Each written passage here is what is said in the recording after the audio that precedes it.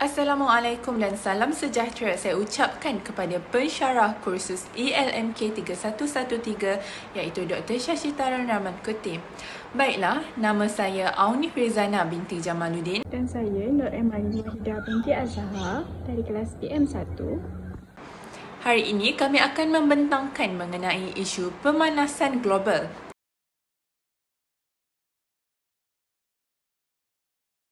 Apakah itu pemanasan global? Pemanasan global adalah fenomena pemerangkapan gas yang dikenali sebagai gas rumah hijau yang membabitkan kumpulan gas karbon dioksida, karbon monoksida, klorofluorokarbon, metana dan nitrogen dioksida yang menghalang dan memerangkap haba bumi daripada terbebas keluar angkasa. Apabila gas rumah hijau semakin meningkat, lebih banyak haba yang akan terperangkap di atmosfera lalu menyebabkan suhu bumi meningkat dengan ketara berbanding era pra-industri. Fenomena ini turut mencetuskan satu perubahan iklimnya ekstrim, pencairan ais kutub, kenaikan paras laut, kemusnahan biodiversiti serta gangguan kepada ekosistem global. Dan mengapa isu ini merupakan satu isu moral? Punca utama fenomena ini datang daripada pilihan dan tindakan manusia sendiri. Ia menggambarkan kegagalan moral manusia dalam menguruskan sumber alam. Dari sudut moral, pemanasan global menjadi isu yang kritikal kerana ia menjejaskan hak dan kesejahteraan manusia, khususnya golongan yang rentan seperti warga emas, kanak-kanak, penduduk miskin dan negara membangun yang kurang berkeupayaan untuk menghadapi perubahan iklim. Ketidakadilan iklim ini jelas memperlihatkan bahawa mereka yang paling sedikit menyumbang kepada pencemaran adalah yang paling teruk menerima kesannya. Baiklah, kita lihat pula data terkini pemanasan global. Berdasarkan graf tersebut, graf menunjukkan perubahan suhu purata permukaan global dari tahun 1850 hingga 2025 berdasarkan 3 set data utama. Yang pertama, pada tahun 2024, kita lihat bahawa tahun yang paling panas dalam rekod graf menandakan tahun 2024. Yang tertulis di situ, 2024 was the warmest year on record. Suhu global pada tahun 2024 mencapai hampir 1.45 darjah Celsius, mengatasi semua rekod sebelumnya.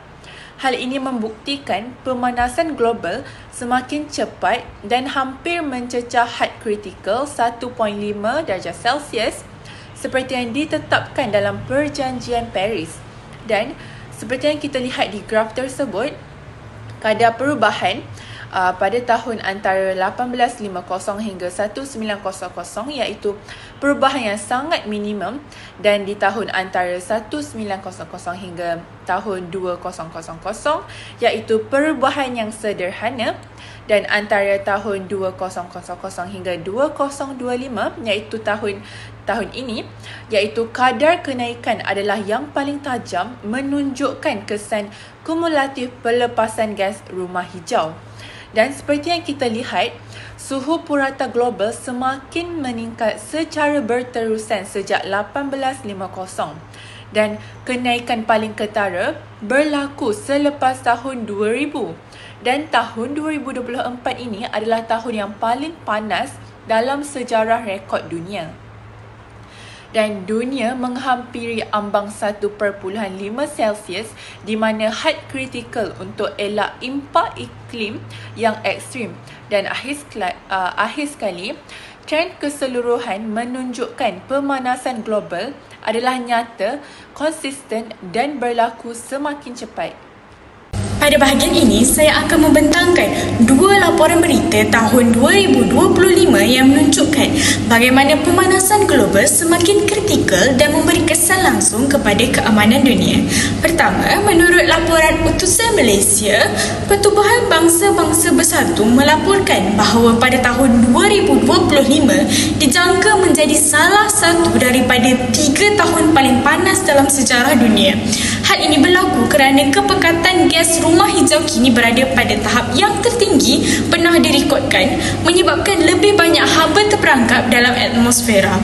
Pertubuhan Meteorologi Dunia memberi amaran bahawa sasaran perjanjian Paris iaitu menghadkan pemanasan global kepada 1.5 darjah Celsius hampir mustahil dicapai jika dunia terus bergerak tanpa tindakan. Malah, mereka menyatakan bahawa 2015 hingga 2025 merupakan dekad paling panas dalam 176 tahun rekod iklim, dengan pencairan ais laut Arktik dan Antartika berada pada tahap paling rendah. Ini menunjukkan bahawa sistem iklim dunia berada dalam keadaan yang tidak stabil dan semakin meruncing. Dalam masa yang sama, menurut berita Harakah Daily turut melaporkan bahawa Malaysia sendiri sedang mengalami kesan pemanasan global yang jelas. Ketua Khidmat Malaysia menjelaskan bahawa suhu global telah meningkat sebanyak 1.43 darjah Celsius dan ini menyebabkan kejadian cuaca ekstrim seperti banjir besar di Johor pada tahun 2023, tanah runtuh Batang Kali pada tahun 2025, gelombang haba serta kemarau yang panjang. Pakar iklim Malaysia turut memberi amaran bahawa karbon dioksida telah melebihi 400 bahagian per juta, menunjukkan bumi menerima lebih banyak haba daripada yang dilepaskan. Keadaan ini menyebabkan suhu harian mencecah pada tahap yang berbahaya. Sebagai contoh, di Johor Bahru pada tahun 2024, suhu 34 darjah Celsius terasa seperti 41 darjah Celsius kerana kelembapan yang tinggi. Apa yang lebih membimbangkan lagi, walaupun 97% rakyat Malaysia menyedari isu perubahan iklim, kebanyakan masih tidak bertindak. Pencemaran sungai, pembalakan haram dan pelepasan asap kilang masih berlaku akibat kurangnya penguatkuasaan. Kesimpulannya, kedua-dua laporan ini menunjukkan bahawa pemanasan global bukan lagi isu masa depan tetapi sudah berada pada tahap krisis kritikal. Ia menjejaskan keselamatan manusia, kestabilan ekonomi, sistem makanan, kelestarian alam dan tanpa tindakan segera, dunia akan terus menuju ke arah keadaan yang lebih ekstrim dan tidak stabil.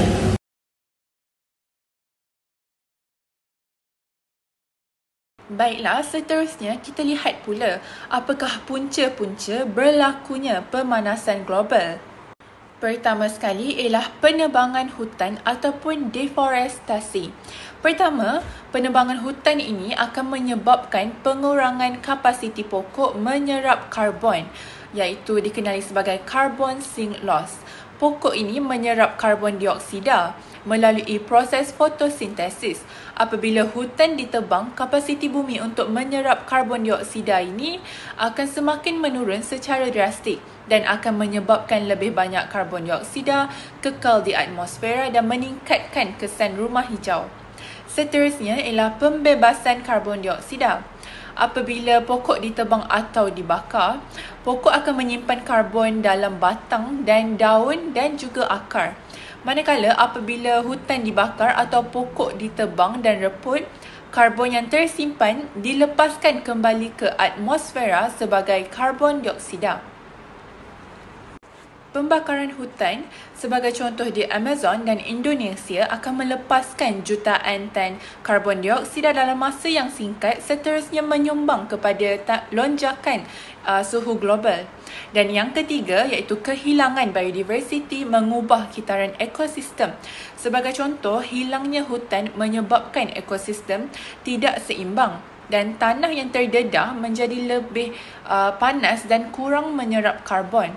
Seterusnya, kehilangan flora dan fauna tertentu akan mengurangkan kestabilan ekologi yang membantu mengawal suhu bumi. Dan akhir sekali ialah hakisan tanah dan pemanasan permukaan. Tanah tanpa pokok mudah terhakis dan lebih cepat untuk menyerap haba matahari, dan kawasan gondol meningkatkan suhu mikro iaitu microclimate warning dan ini akan memberi kesan kumulatif terhadap suhu global apabila berlaku secara besar-besaran. Punca yang kedua berlakunya pemanasan global ialah pelepasan gas rumah hijau daripada aktiviti manusia. Punca pertama dan paling kritikal ialah pembakaran bahan api fosil seperti arang batu, minyak dan gas. Aktiviti ini digunakan secara meluas untuk menjana elektrik, menggerakkan kilang dan menghidupkan sistem pengangkutan. Pembakaran bahan api fosil melepaskan karbon dioksida dalam jumlah yang sangat tinggi, jauh lebih tinggi berbanding sumber tenaga boleh baharu seperti solar dan angin. Hakikatnya, negara industri berat menjadi penyumbang terbesar pelepasan ini kerana ekonomi mereka sangat bergantung kepada tenaga fosil. Kegagalan untuk beralih kepada tenaga hijau menunjukkan kelemahan moral global yang meletakkan keuntungan ekonomi melebihi kesejahteraan bumi. Punca yang kedua datang daripada sektor pengangkutan, khususnya kenderaan petrol dan diesel. Kenderaan ini melepaskan pelbagai gas rumah hijau termasuk karbon dioksida, nitrogen oksida dan karbon hitam. Di bandar-bandar besar, kesesakan lalu lintas menyebabkan pelepasan gas berterusan secara tidak langsung meningkatkan kepekatan karbon di atmosfera. Selain itu, budaya masyarakat yang lebih memilih kenderaan bersendirian berbanding pengangkutan awam menyebabkan pelepasan gas meningkat secara mendadak. Hal ini memperlihatkan bagaimana tingkah laku manusia yang mementingkan keselesaan peribadi turut menyumbang kepada krisis iklim. Punca yang ketiga ialah aktiviti industri berat seperti pengeluaran simen, besi, keluli dan bahan kimia. Sektor ini merupakan penyumbang utama gas rumah hijau. Sebagai contoh, industri simen sahaja menyumbang hampir 8% pelepasan karbon global. Lebih membimbangkan lagi, banyak kilang di negara membangun masih beroperasi tanpa teknologi penapisan yang moden. Akibatnya, pelepasan gas toksin daripada cerobong industri meningkat tanpa kawalan. Hal ini menunjukkan kegagalan institusi dan kerajaan dalam menguatkuasakan undang-undang alam sekitar secara berkesan. Punca yang keempat berkaitan dengan sektor pertanian intensif dan peternakan. Peternakan lembu dan kambing sebagai contohnya menghasilkan gas metana 28 kali lebih berkuasa memerangkap haba berbanding karbon dioksida. Hal ini menjadikan sektor pertanian salah satu penyumbang besar pemanasan global. Selain itu, penggunaan baja kimia dalam pertanian melepaskan nitrogen dioksida iaitu gas rumah hijau yang sangat kuat. Sistem pertanian moden pula bergantung kepada jentera berat dan bahan kimia menyebabkan pelepasan karbon bertambah. Situasi ini menggambarkan bagaimana keperluan makanan dunia telah berkembang tanpa kawalan terhadap kesan moral dan alam sekitar.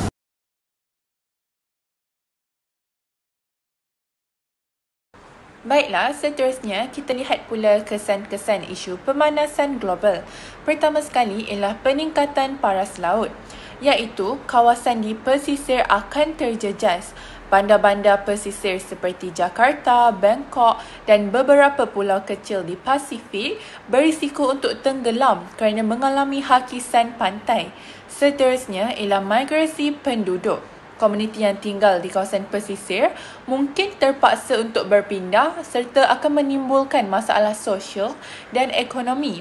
Seterusnya ialah ancaman infrastruktur, iaitu jalan, jambatan dan bangunan di pesisir akan mudah rosak akibat banjir laut dan hakisan. Seterusnya ialah kehilangan tanah pertanian. Tanah di kawasan rendah akan menjadi masin akibat air laut yang naik, iaitu intrusi air masin akan menyebabkan tanaman gagal dan mengurangkan hasil pertanian. Baiklah, seperti yang kita dapat lihat di gambar rajah berikut. Yang pertama, ini adalah infografik yang diambil daripada laman web NASA, iaitu As Our Ocean Warms, Sea Level Rises. Ini bermaksud semakin panas suhu air laut, bermakna paras air laut akan meningkat. Ini yang dimaksudkan dengan kawasan pesisir terjejas seperti bandar-bandar di Jakarta, Bangkok yang berada di pulau kecil di Pasifik berisiko untuk tenggelam atau mengalami hakisan pantai.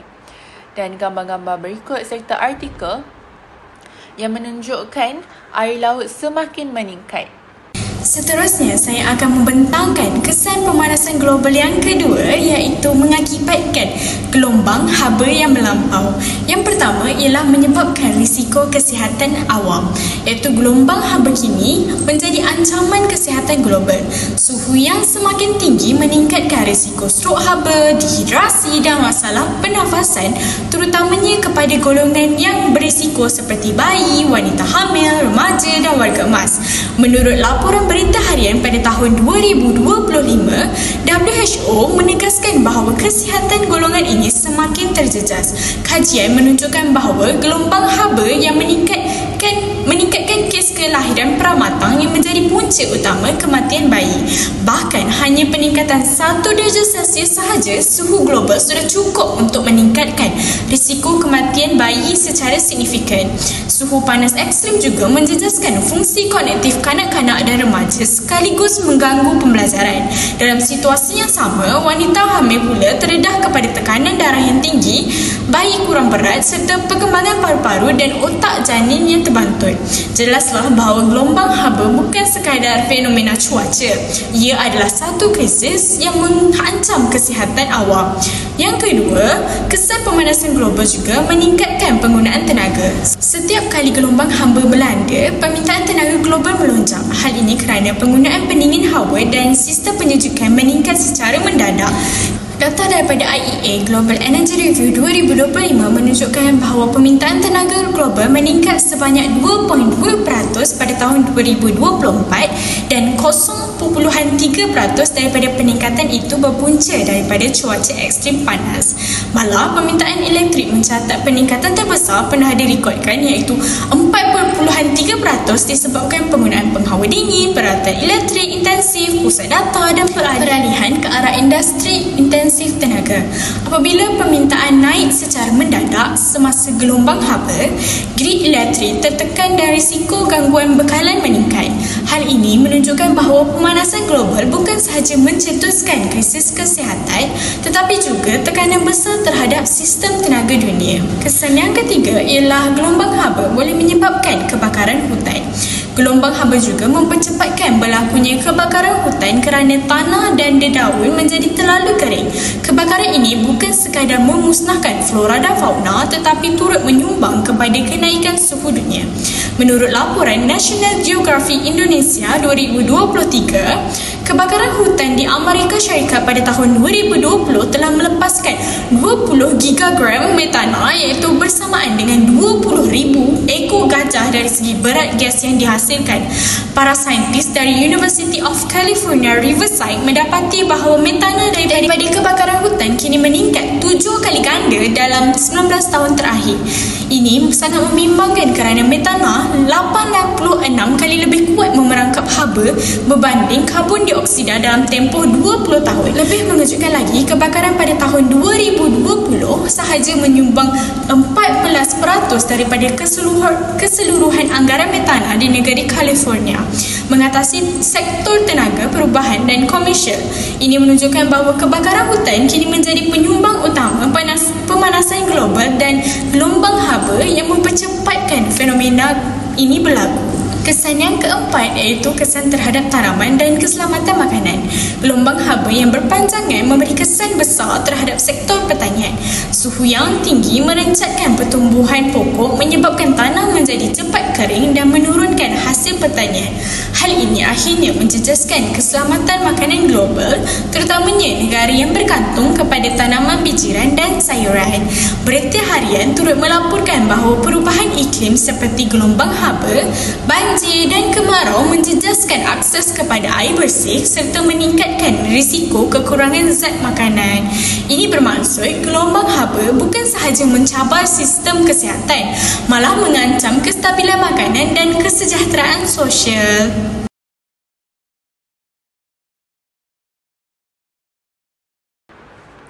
Baiklah, seterusnya kita lihat pula apakah langkah dalam menangani pemanasan global.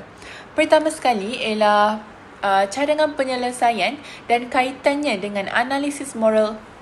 Yang pertama ialah penanaman pokok dan reforestasi.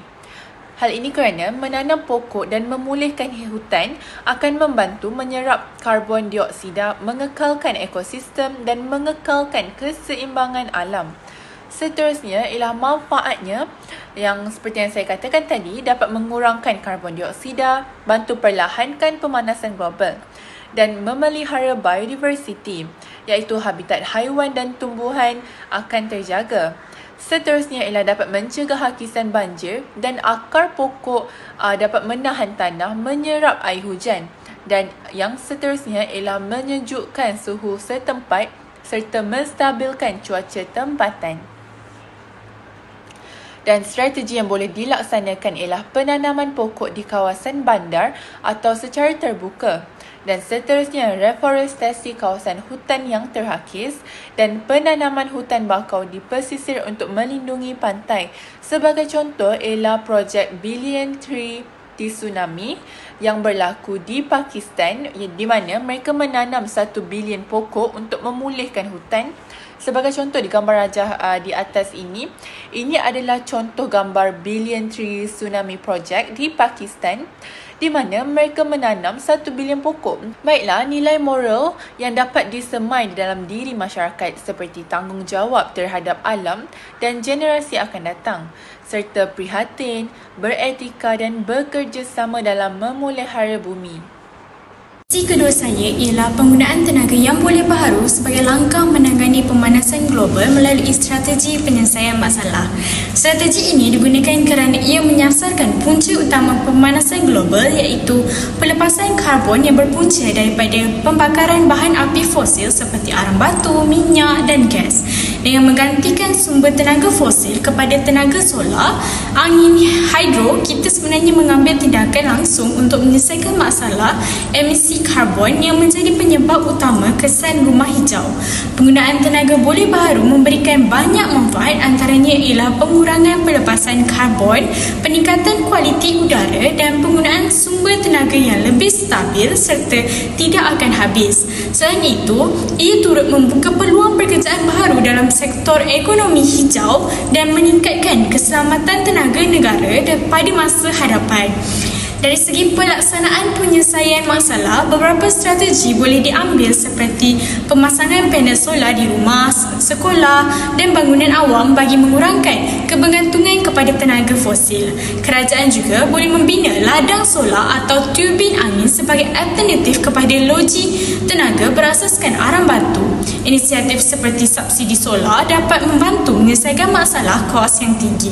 Di kawasan pendalaman pula, projek komuniti tenaga suria boleh menjadi penyelesaian kepada isu akses tenaga. Terdapat juga contoh dunia yang berjaya melaksanakan strategi ini seperti solar farm di Qianghai di China yang membantu mengurangkan emisi karbon dalam jumlah yang besar dan Denmark yang menjadi peneraju tenaga angin global. Akhir sekali, penggunaan tenaga boleh baharu turut berasaskan nilai moral seperti tanggungjawab, memelihara alam sekitar, keprihatinan terhadap generasi masa depan, kerjasama antara masyarakat dan kerajaan serta etika dalam memilih tindakan yang melindungi bumi. Oleh itu, penggunaan tenaga boleh baharu merupakan strategi penyelesaian masalah yang berkesan, realistik dan mampu untuk mengekang pemanasan global. Kesimpulannya, pemanasan global kini berada pada tahap kritikal dan memberi kesan besar kepada iklim dunia serta kehidupan manusia. Melalui strategi penyelesaian masalah, penggunaan tenaga yang boleh baharu menjadi langkah utama untuk mengurangkan pelepasan karbon dan menangani punca pemanasan global. Dengan tindakan segera, kerjasama masyarakat dan komitmen terhadap kelestarian alam, kita masih mempunyai peluang untuk menyelamatkan bumi untuk generasi yang akan datang. Sekian, terima kasih. Itu sahaja daripada kami. Sekian, terima kasih.